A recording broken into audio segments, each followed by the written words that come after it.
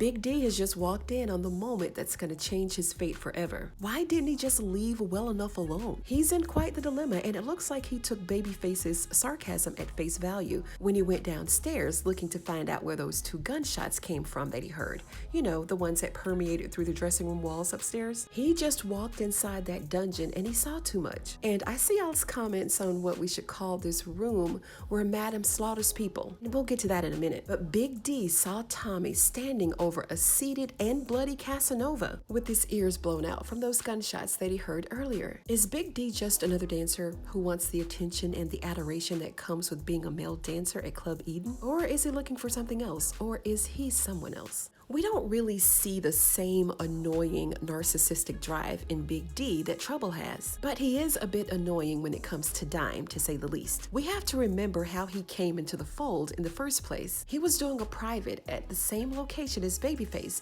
at the same time that Madam was just looking for new dancers, coincidentally. They asked him to join the stable, and he gladly obliged. And Babyface didn't like that, but Babyface don't like nobody, if you really think about it. And Big D really hasn't had any trouble for real. Except for Midnight a few minutes ago before he went downstairs. And Midnight was about to really show him what he was working with. That's if Amp don't get to his ass first. Big D told Midnight and the crew that he will handle his if he has to. He better watch Amp though, because Amp gonna have him running up the copay at Kaiser if he ain't careful.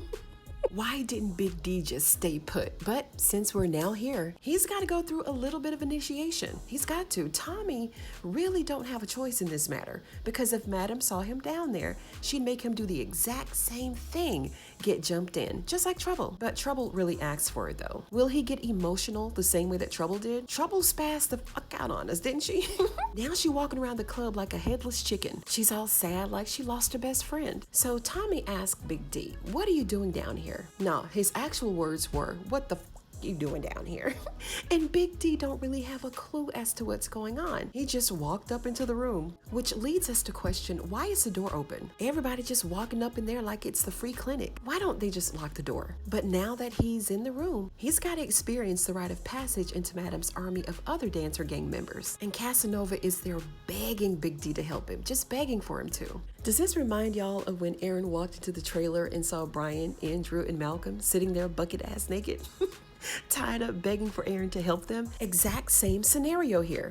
Tyler Perry. Do y'all even watch Ruthless? I don't know. There are so many shows that tie in together in Tyler Perry land, but I like it. I like it. I'm here for it. Just like Queen's Men ties into Zatima or Sisters. I can't remember which one it is, but I'll review those episodes as well. Not now, but in the future. What if Big D isn't who we think he is, y'all? Like, what if he just switched up and then pointed the gun right at Tommy instead? Then hold him hostage or something until he gets what he wants. What if this back and forth with Amp and Dime are just smoke screens? I'm just posing the question because they're giving this trigger a little bit more screen time than what's actually needed. You know, just for him to be a regular schmegula trigger. I'm tripping now. I'm sleepy, you guys. But anyway, I don't know. Hopefully in this week's episode, we will see what Big D is really working with. But the way he holding that gun, he seems like he's down with the get down. Y'all let me know what your thoughts are on your theories on Big D and what role do you think he's really playing? Because he seemed to be really going hard for Dime when, you know, he really don't have to. Hell, he ain't even got the draws yet.